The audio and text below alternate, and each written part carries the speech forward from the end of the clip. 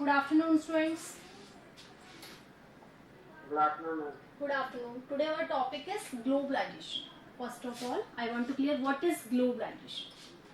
Globalization means to connect any country's economy with the world economy. जब हम किसी देश की इकोनॉमी को वर्ल्ड इकोनॉमी से कनेक्ट करते हैं, that is globalization. The globalization developed the interdependence of the world country on each other. जब वर्ल्ड की कंट्रीज एक दूसरे पे डिपेंड करती हैं, that is globalisation. For their import and export policy. जैसे if a country is specialized in a field, so he have to export that kind of goods to outside the market. If he is not specialized in any field, so he can import that type of goods from the outside the country. तो इस तरह से globalisation specialisation को बढ़ावा देता है, technically improvement के लिए कहता है और इंटरकनेक्टिविटी को बढ़ाता है. यहाँ हम बात कर रहे हैं ग्लोबलाइजेशन की कि किस तरह से ग्लोबलाइजेशन में ने ग्लोब को बहुत छोटा कर दिया गया है. जैसे अब हमें अर्थ एक छोटी सी सिटी के रूप में महसूस होता है. क्यों होता है? क्योंकि इसने कनेक्टिविटी को बढ़ा दिया गया है. आज अमेरिका, चाइना, रशिया, इनके प्रोडक्ट्स इंडिया में इजीली अवेलेबल हो जाते हैं. फॉर एग्जांपल अगर हम 4 व्हीलर्स में लें, व्हीकल्स में लें, तो पहले इंडियन रोड्स पे 80s से पहले के अगर हम टाइम देखें तो हमें दो ही तरह की कार मिलती थी, या तो फिएट मिलता है या एम्बेसडर्स वर देयर, कि ये दो ही तरह की लग्जरियस कार आपको मार्केट में दिखाई देती थी. लेकिन जब से फोर्ड कंपनी इंट्रोड्यूस हुई इंडिया में, तब से variety of choices are before the consumers. आज आपके नए नए मॉडल्स आपको इंडियन रोड्स पे दिखाई देते हैं. तो ये सब किसके कारण संभव हुआ? ये ग्लोबलाइजेशन के कारण संभव हुआ. So the Indian consumer also having a lot of choice in front of their. यहाँ पर आपके पास बहुत सारी चॉइसेस हैं.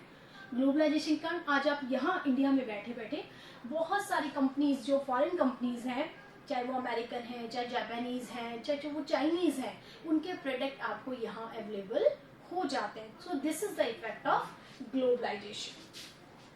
Globalization is generally understood to mean integration of the economy of the country within the world with the world economy. It is a complex phenomena. It is an outcome of set of various policy that was aimed to transforming the world toward the greater interdependence and integration.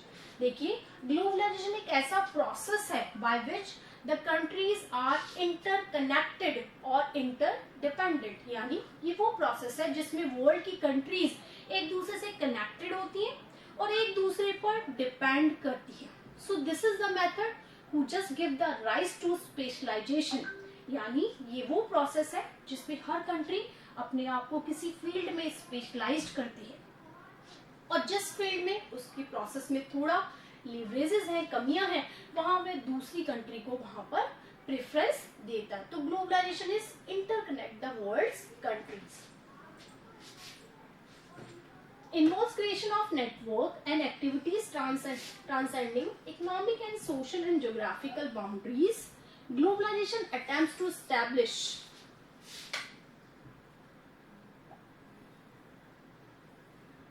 link in such a way that the happening in India can be influenced by events happening miles away.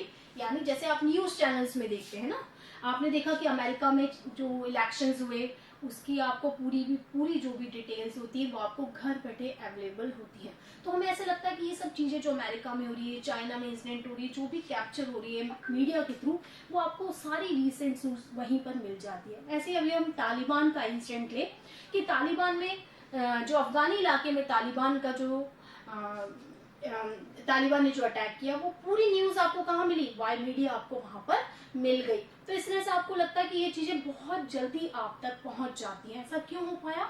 ऐसा globalisation के कारण हुआ, connectivity के कारण हुआ कि आज हमारे यहाँ के जो इंडियन जो अपने पत्रकार है वो वहां पर भी आपको मिल जाएंगे. तो न्यूज आपको बहुत जल्दी, विदिन कुछ सेकेंड्स में आपको वहां पर इंडिया में बैठे बैठे आपको वर्ल्ड की न्यूज अवेलेबल हो जाती है. सो दिस इज द कनेक्टिविटी और इंटरडिपेंडेंस ऑफ द कंट्रीज. इस ग्लोबलाइजेशन का सबसे बड़ा एग्जांपल दैट इज आउटसोर्सिंग. नाम से पता चला what is outsourcing. When you collect the resources from the outside area. जब आपके पास रिसोर्सेज कम होते हैं तो आप क्या करते हैं, बाहर से उन रिसोर्सेज को कलेक्ट करने की कोशिश करते हैं। तो यहाँ आउटसोर्सिंग में देखिए, this is the one of the important outcome of the globalization process. In outsourcing, a company hires regular service from the external sources, यानी कोई भी कंपनी बाहर से यदि कोई सर्विस मंगाती है, डॉक्टर्स हो सकते हैं, इंजीनियर हो सकते हैं, कोई टेक्निकल मशीन हो सकती है, that is outsourcing. Mostly from other countries which was previously provided internally or from within the country, like the legal advice, computer services, advertisement, security provided by the respective department of the company. Outsource क्या होता है कि जहां पर हम बाहर से यानी आउट ऑफ द कंट्री किसी तरह की सर्विस प्रोवाइड कराते हैं, जैसे वो लीगल एडवाइस हो सकती है, वो कोई कंप्यूटर सर्विस हो सकती है, और एडवर्टाइजमेंट और कोई भी फैसिलिटीज हो सकती है। यहाँ मैं आपको एक बहुत अच्छा एग्जांपल बताती हूँ कि यूएस की एक न्यूज मैगजीन है जिसका प्रिंटिंग का काम दिल्ली में होता है। ठीक है, यूएस की एक न्यूज मैगजीन है, उसका सारा प्रिंटिंग का जो वर्क है वो दिल्ली में होता है। अब कैसे होता है, ये आईटी के थ्रू होता है। जिस तरह का डिजाइन, जिस तरह का पैटर्न यूएस की वो कंपनी चाहती है, वो वहां से उसे मैसेज करती है दिल्ली की कंपनी को, और दिल्ली की कंपनी जब मैगजीन पूरी बन जाती है तो बाय एयर लाइंस के थ्रू उस मैगजीन्स को वहां डिलीवर करती है। अब देखिए मनी का ट्रांसफर कैसे होता है, ई बैंकिंग के थ्रू होता है। यूएस का एक बैंक है जो इस पेमेंट को, उस मैगजीन के पेमेंट को दिल्ली के एक बैंक को करता है, जहां से उसका वो पेमेंट ट्रांसफर हो जाता है। तो इस तरह से आप क्या देख रहे हैं कि कनेक्टिविटी इतनी ज्यादा हो गई है ग्लोबलाइजेशन के कारण। आउटसोर्सिंग ही है ये कि यूएस की एक न्यूज मैगजीन इंडिया से आउटसोर्स ले रही है। ठीक है, तो इस तरह से आउटसोर्सिंग मतलब कि जब हम आउट ऑफ बाउंड्री जाकर किसी फैसिलिटीज का यूज करते हैं किसी फॉरेन कंपनी से, दैट इज आउटसोर्सिंग। तो यहाँ मैंने आपको यूएस की न्यूज मैगजीन का एक एग्जांपल दिया।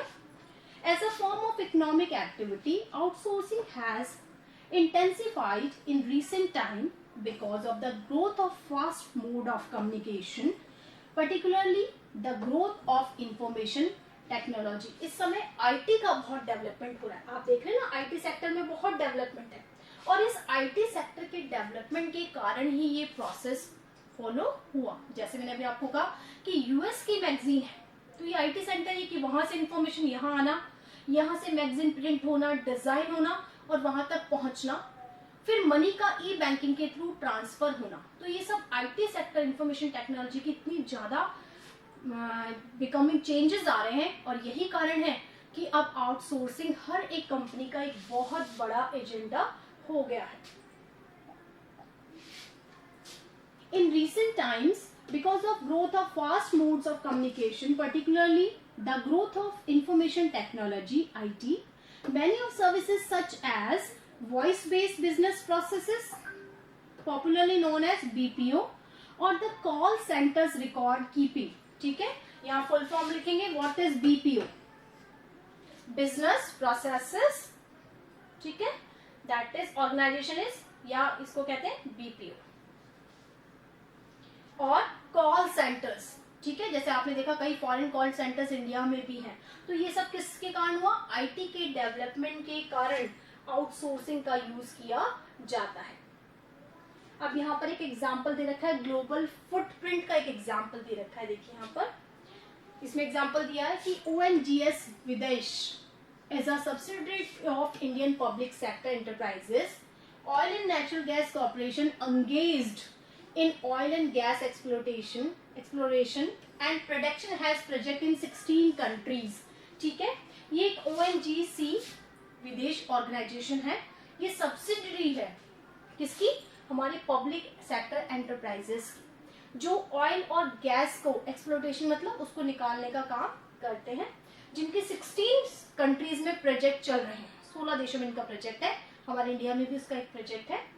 Tata steel, a private company establish in 1907, ये हम प्रीवियस चैप्टर में पढ़ चुके हैं कि before the independence Tata steel company start हो गई थी।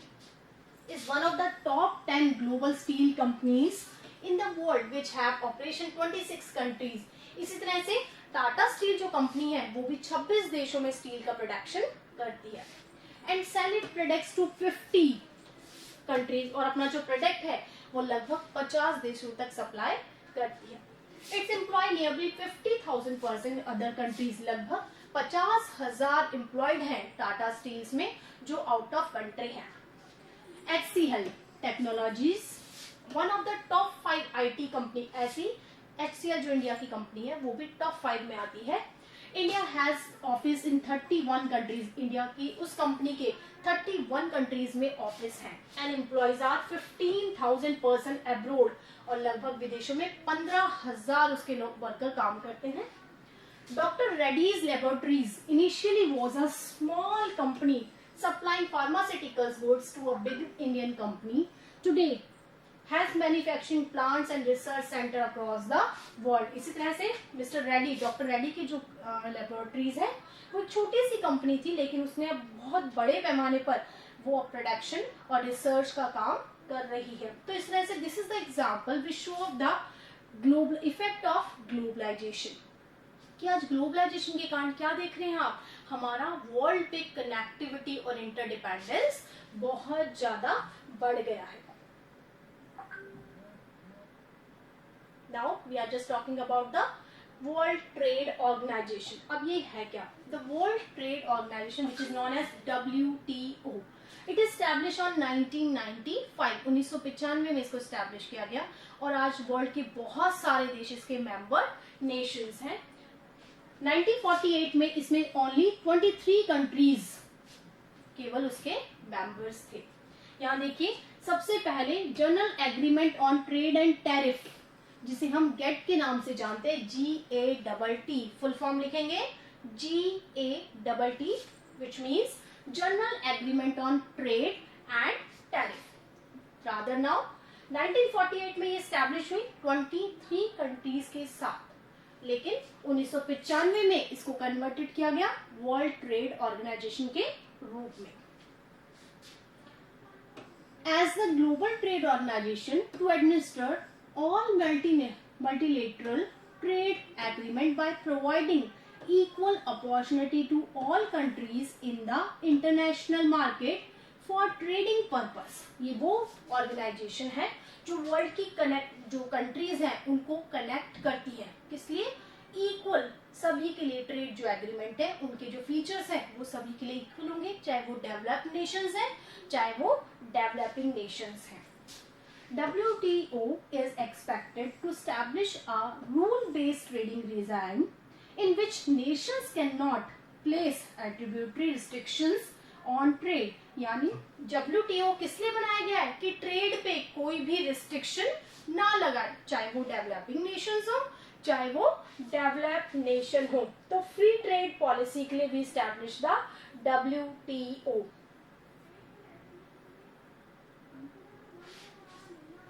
Production and trade of services to ensure optimum utilization of world resources and to protect the environment. इसका काम सिर्फ यही नहीं है to free the trade policy, इसका काम environment statement का भी है कि जो policies बन रही है उसको या production हो रहा है उससे environment को कहीं भी loss ना हो. The WTO arrangements cover trade in goods as well as services to facilitate international trade, bilateral and multilateral. हम बात कर चुके हैं पहले भी what is bilateral and multilateral. जब किसी देश का ट्रेड रिलेशन दो देशों से एग्रीमेंट होते हैं तो तब वो कहलाते हैं bilateral. लेकिन जब हमारे बहुत सारे देशों के साथ ट्रेड एग्रीमेंट्स होते हैं that is multilateral trade agreement. इसी तरह से यहाँ पर removal of tariff as well as non tariff barriers. यहाँ पर टैरिफ एक्सपोर्ट और इंपोर्ट पे जो टैक्सेस लगते हैं that is known as tariffs. And non tariffs जो हमारे डोमेस्टिक ट्रेड है उस पे जो बैरियर्स होते हैं that is non tariff barriers. तो जो इंटरनेशनल मार्केट है उसका काम क्या है WTO का, कि वो इन बैरियर्स को रिमूव करे, चाहे वो इंटरनेशनल ट्रेड पर हो चाहे वो डोमेस्टिक ट्रेड पर हो. इस तरह के बैरियर्स क्या होने चाहिए, कम से कम होने चाहिए. दूसरा, चाहे वो बिलैटरल ट्रेड एग्रीमेंट हो चाहे वो मल्टीलैटरल ट्रेड एग्रीमेंट हो, सभी के लिए रूल्स रेगुलेशन सेम होने चाहिए.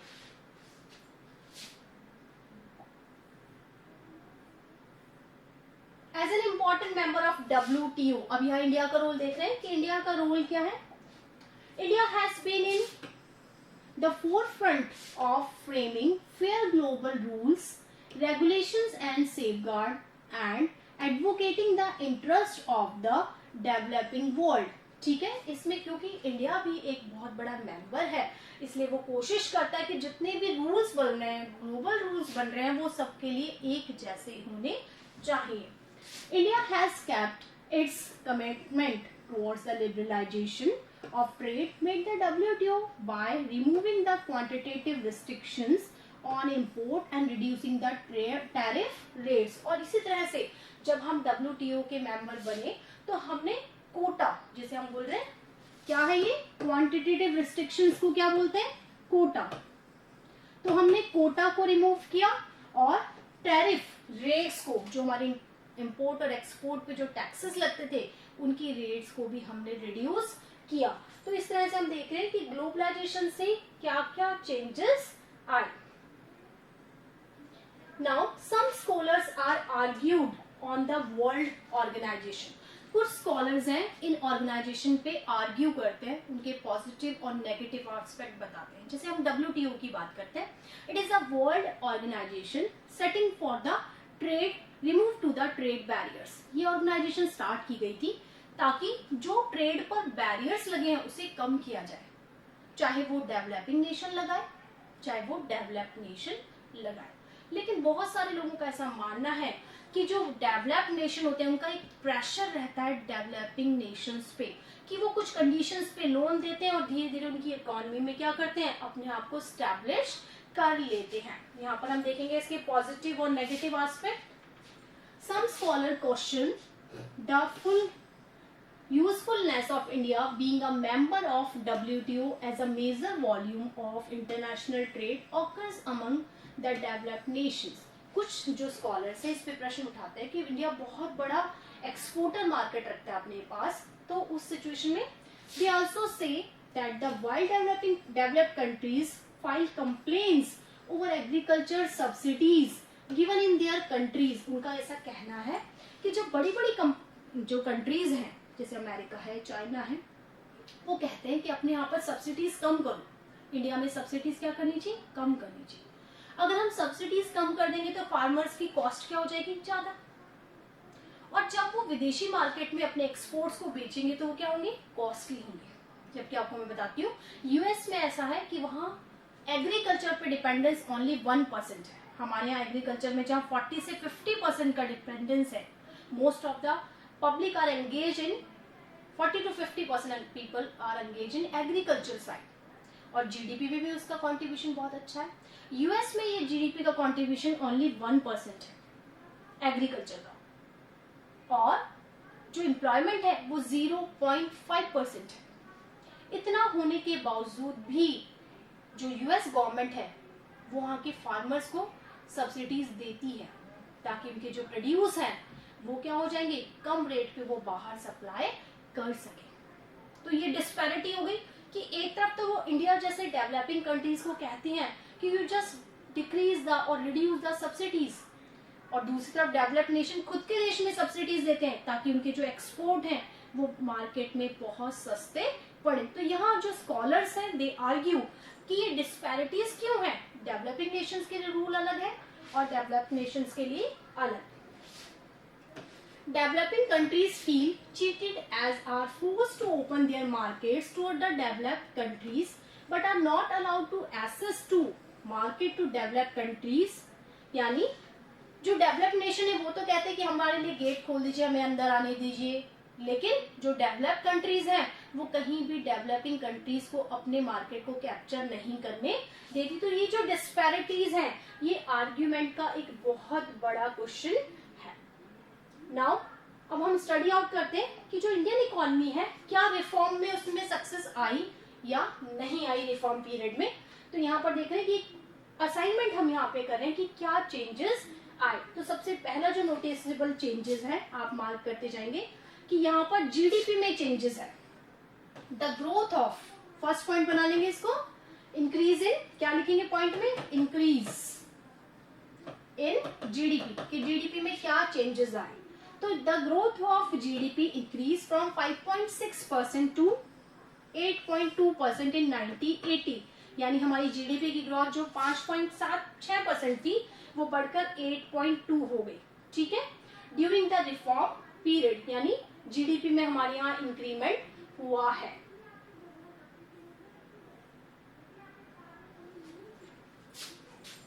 यहाँ पर हम देखेंगे during the 2012 and 15 there has been a setback in the growth rates of different sector witnessed in post 1991।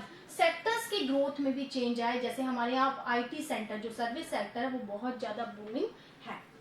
While agriculture recorded a high growth rate of during the 13-14, this sector witnessed negative growth in the subsequent years, while the service sector continued to witness the high level of growth।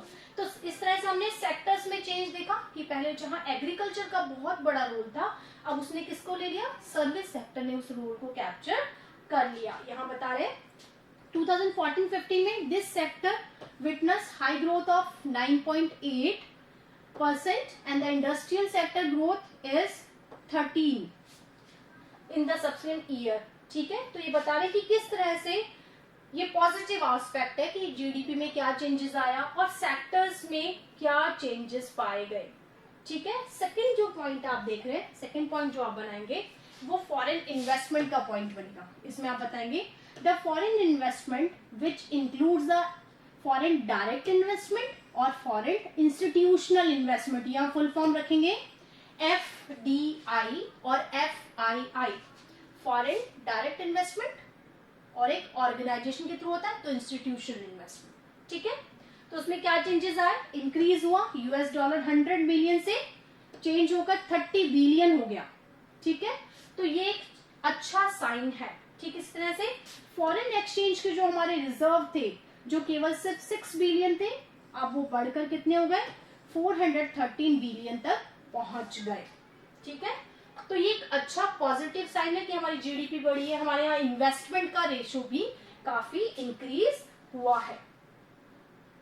इसी तरह से India has a successful exporter of auto parts, pharmaceuticals, good engineer and IT and software textile sectors.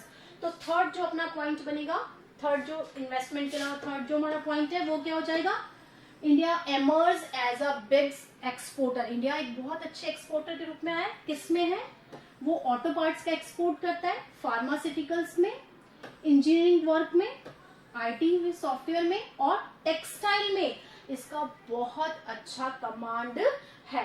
तो हम यहाँ कह सकते हैं कि थर्ड जो हमारा पॉजिटिव साइन है वो क्या है कि इन सेक्टर्स में इंडिया ने बहुत बूम किया है। तो ये रिफॉर्म पीरियड का चेंजेस मैं आपको बता रही हूँ। Now the next is growth and employment, कि क्या चेंजेस आए ग्रोथ में और एम्प्लॉयमेंट में। GDP growth has increase in the reform period. Scholar point out that the reform led the growth has not generated sufficient employment। लेकिन यहाँ भी scholars ने क्रिटिसाइज किया कि ग्रोथ तो हुई है, जीडीपी में डेफिनेट ग्रोथ हुई है, लेकिन उससे एम्प्लॉयमेंट जनरेट नहीं हो पाया। तो ये इसका नेगेटिव, वो पॉजिटिव था और ये नेगेटिव होगा। नेगेटिव क्या हुआ कि जीडीपी तो बढ़ी है लेकिन एम्प्लॉयमेंट अपॉर्चुनिटीज में इंक्रीमेंट नहीं हुआ। अब देखिए एग्रीकल्चर में क्या रिफॉर्म्स हुए। तो एग्रीकल्चर में हमें पता है कि रिफॉर्म पीरियड में ग्रीन रेवोल्यूशन हुई। ठीक है, तो आप इसे बताएंगे जो पॉजिटिव एस्पेक्ट में कि ग्रीन रेवोल्यूशन जिससे वीट के प्रोडक्शन में बहुत ज्यादा तेजी आई। इंडिया जहां इंपोर्ट करता था फूड ग्रोइंग का, अब वहां सेल्फ रिलायंस हो गया। तो ये बहुत बड़ा पॉजिटिव साइन है। ठीक है, यहाँ पर देखिए Since 1991, public investment in agriculture sector, especially in infrastructure, included irrigation, power, roads, market, linkages, research and extension, which played a crucial role in the green revolution, has fallen. दूसरा जो इसने बताया कि जो इंफ्रास्ट्रक्चर में इन्वेस्टमेंट था agriculture में, क्योंकि वहां सर्विस सेक्टर में इन्वेस्ट बढ़ गया है, तो एग्रीकल्चर में जो इन्वेस्टर्स थे वो अब कम इन्वेस्ट कर रहे हैं। तो ये एक नेगेटिव साइन है। पार्शियल रिमूवल, सेकंड पॉइंट हो जाएगा the partial removal of subsidies जो रिफॉर्म पीरियड है उसमें क्या हुआ, सब्सिडीज को गवर्नमेंट ने कम कर दिया, जिससे फार्मर्स की कॉस्टिंग बहुत ज्यादा बढ़ गई है और स्मॉल फार्मर्स को इसका सबसे ज्यादा नुकसान हुआ है। तो सेकंड पॉइंट इसका नेगेटिव क्या हो गया कि रिडक्शन इन सब्सिडीज।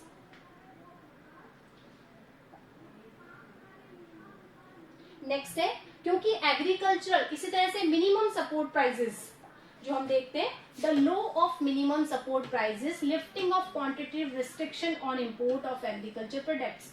हमने मिनिमम सपोर्ट प्राइसेस को भी बंद कर दिया गया है। What is the minimum support prices?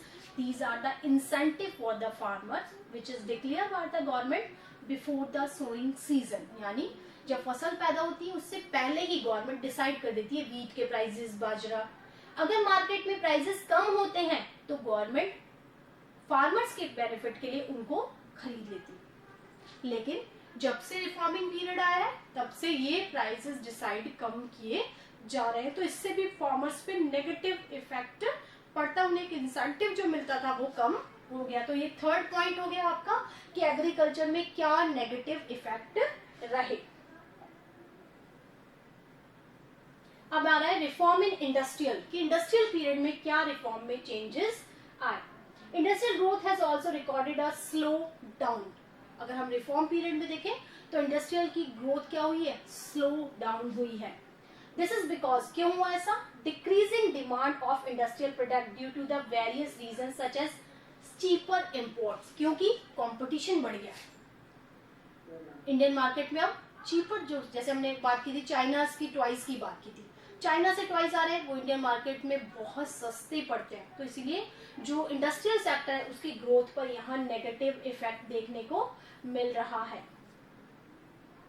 In a globalization world, developing countries are compelled to open their economies to the greater flow of goods and services from the developed countries. दूसरी तरफ कि जो डेवलप्ड कंट्रीज हैं उन्होंने बहुत pressure बनाया, इसलिए developing countries ने अपने देश में उस फ्लो को आने दिया। लेकिन जो डेवलप्ड नेशन है वो कहीं भी अपने देश में गुड्स और सर्विस डेवलपिंग कंट्रीज की नहीं आने दे रहे हैं, वो आज भी स्वदेशी पर जोर दे रहे हैं। तो ये नेगेटिव इफेक्ट है कि जहां रिफॉर्म पीरियड में we just open our market for the foreign goods and services, but the developing nations not follow that type of policy. की डेवलपिंग नेशंस तो फॉलो कर रहे हैं लेकिन डेवलप्ड नेशन इस तरह की पॉलिसी को फॉलो नहीं कर रहे। तो इस तरह से हम देख रहे हैं जो कंडीशन एक कंट्री के लिए है वो कंडीशन दूसरी कंट्री के लिए नहीं अप्लाइड हो रही। अब हम बात करते हैं डिसइन्वेस्टमेंट की फील्ड में क्या हुआ। डिसइन्वेस्टमेंट यानी जब हम पब्लिक सेक्टर से प्राइवेट सेक्टर को कन्वर्टेड कर देते हैं, यानी गवर्नमेंट ने अपना रेशो वहां से हटाकर पब्लिक फाइनेंस सिस्टम को वहां पर डाला। उसमें देखिए government fixes a target for the disinvestment in PSE, public sector enterprises. PSE का मतलब public sector enterprises, full form लिखेंगे। In 1992 targeted mobilized 2,500 crore through the disinvestment.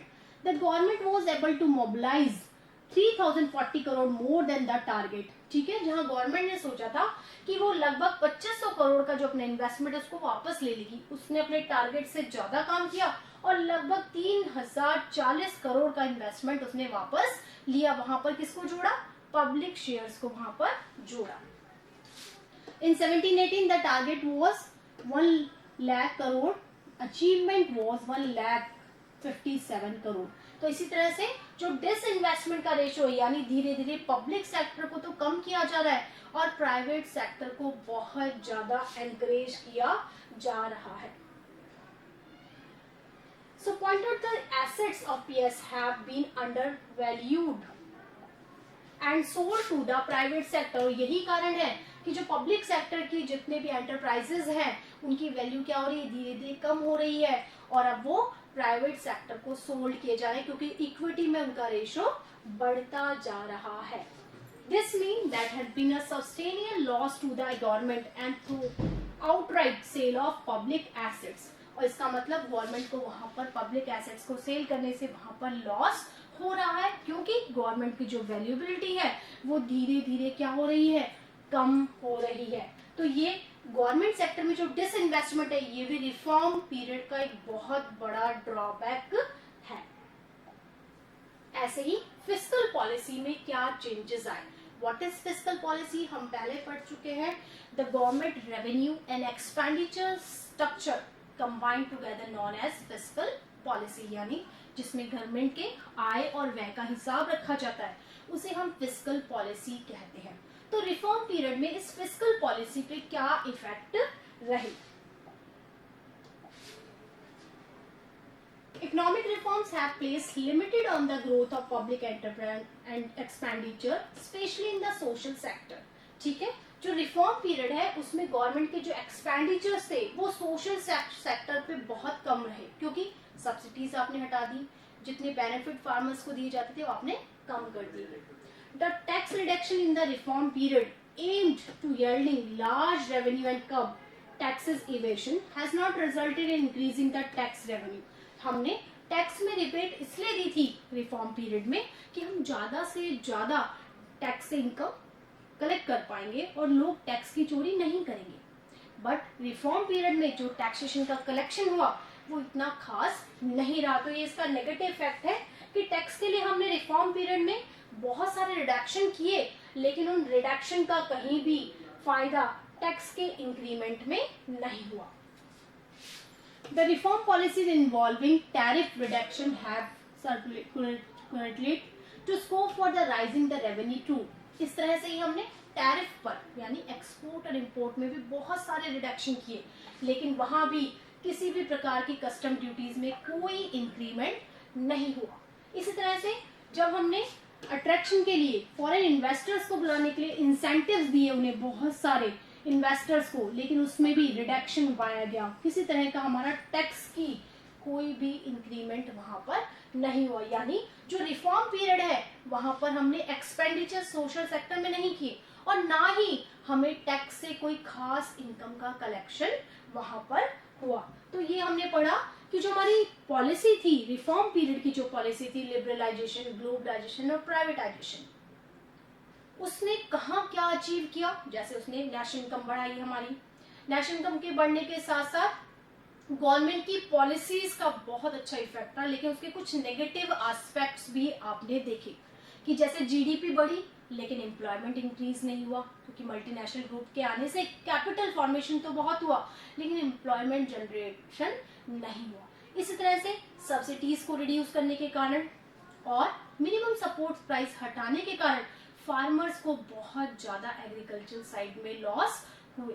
और ये जो नियम है वो डेवलपिंग नेशंस के लिए अलग थे और डेवलप्ड कंट्रीज के लिए अलग थे। तो कुल मिला के जो हमारी न्यू इकोनॉमिक पॉलिसी है वो पूरी तरह सक्सेसफुल नहीं रही। जहां कुछ उसके पॉजिटिव साइड रहे तो उसके नेगेटिव साइड बहुत ज्यादा रहे। जैसे हम टैक्सेशन में देखते हैं कि टैक्स में इतना रिबेट दिया, इंटरनल में भी और टैरिफ में भी दिया। इसी तरह से फॉरेन इन्वेस्टर्स को भी हमने बहुत टैक्स रिबेट दिया, लेकिन कहीं भी टैक्स में कहीं इंक्रीमेंट नहीं हुआ। सो ये मिक्स एंड मैच रही हमारी न्यू इकोनॉमिक पॉलिसी, जिसके पॉजिटिव साइन के साथ साथ नेगेटिव साइन बहुत ज्यादा रहे।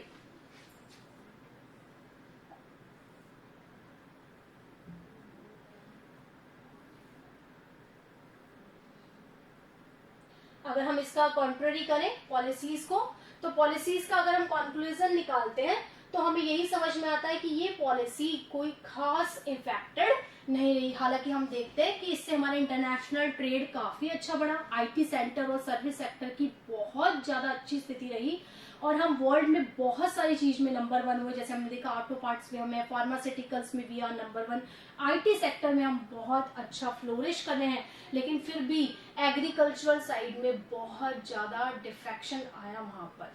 ठीक है, यहाँ पर दे रखा है सिलसा ट्रेजेडी दी रखी है आपको, इसमें देखेंगे आप, power sector reforms in many Indian states led to away the supply of electricity at the subsidized rate and steep rise in the power tariff. ठीक है, इसने बताया कि इंडिया में बहुत सारे स्टेट्स ऐसे हैं जहाँ इलेक्ट्रिसिटी पे सब्सिडीज दी जाती है। ठीक है, एग्रीकल्चर फील्ड में भी और डोमेस्टिक यूज में भी। Steep rise in the power tariff. ठीक है, दिस हैड अफेक्टेड, इससे क्या हुआ, workers engage in small industries, जो छोटे छोटे वर्कर्स छोटी इंडस्ट्रीज में, power loom textile industry in Andhra Pradesh is an example. Since the wages of power loom workers are linked with the production of cloth, power cut means cut in the wages of weavers. कि जब power cut होता है तो क्या होता है, क्योंकि looms electricity से चलते हैं, तो कहीं ना कहीं वहां के वर्कर्स की वेजेस में भी कमी पाई जाती है. Who were already suffering from the hike in tariff, जो पहले टैक्स के जो कॉस्टिंग है बहुत ज्यादा बढ़ने के कारण पहले ही उनका जो बेनिफिट है या पहले ही उनकी जो कॉस्टिंग है या उनकी मजदूरी है वो पहले ही कम है, और इलेक्ट्रिसिटी के कट के कारण उनकी जो सैलरीज हैं वो और कम हो गई हैं. A few years ago, this led to a crisis in the livelihood of the weavers, and 50 power loom workers committee suicide in a small town called the Siricilla in Andhra Pradesh. ये ट्रेजेडी मानी जाती है उस इलाके की कि वहां पर जो कमेटीज बनाई गई थी गवर्नमेंट की, उसमें लोगों ने सुसाइड किया. क्यों किया? क्योंकि पावर कट के पहले टैरिफ की जो पॉलिसीज थी, डेक्लाइन कॉस्टिंग बहुत ज्यादा बढ़ गई थी, तो उनकी सैलरीज पहले ही कम थी, उस पर पावर कट होने से उनकी सैलरीज पे और अधिक इफेक्ट हुआ. तो आंध्र प्रदेश की ये सिरसा की जो घटना बताई गई है ट्रेजेडी के रूप में है. तो write a short note on, यहाँ पे लिखेंगे write a short note on Sirisilla tragedy. Okay, question लिखिए write a short note on Sirisilla tragedy of Andhra Pradesh. Clear? Yes ma'am. Okay, ये आपका चैप्टर कंप्लीट हो गया है. इसमें जो क्वेश्चन आते हैं वो इस तरह से आते हैं, जैसे मैंने आपको शॉर्ट नोट बताया, write a short note on WTO, write a short note on Sirisa tragedy. इसी तरह से क्वेश्चन जो आएगा, write the positive and negative effect of globalisation on agriculture. Agriculture पे इसके क्या पॉजिटिव इफेक्ट रहे, क्या नेगेटिव इफेक्ट रहे. इंडस्ट्रियल सेक्टर में क्या पॉजिटिव इफेक्ट रहे, क्या नेगेटिव रहे. फॉरेन ट्रेड में और इन्वेस्टमेंट में क्या पॉजिटिव इफेक्ट रहे, क्या नेगेटिव इफेक्ट रहे. What do mean by liberalization, और लिबरलाइजेशन से इंडियन इकोनॉमी को क्या बेनिफिट रहे. Is privatization is benefit for Indian economy, क्या गवर्नमेंट सेक्टर को प्राइवेट सेक्टर में डालना इंडियन इकोनॉमी के लिए बेनिफिट रहा. इसमें आपको रीजंस देने पड़ेंगे. इस तरह के क्वेश्चन इस चैप्टर में से आएंगे. ठीक है, right now your chapter is complete. Okay, कोई दिक्कत आपको इस चैप्टर में? No ma'am. ओके, ठीक है, आज आपका चैप्टर कंप्लीट हो गया. Okay, have a nice day. Thank you. Thank you ma'am. Welcome बेटा.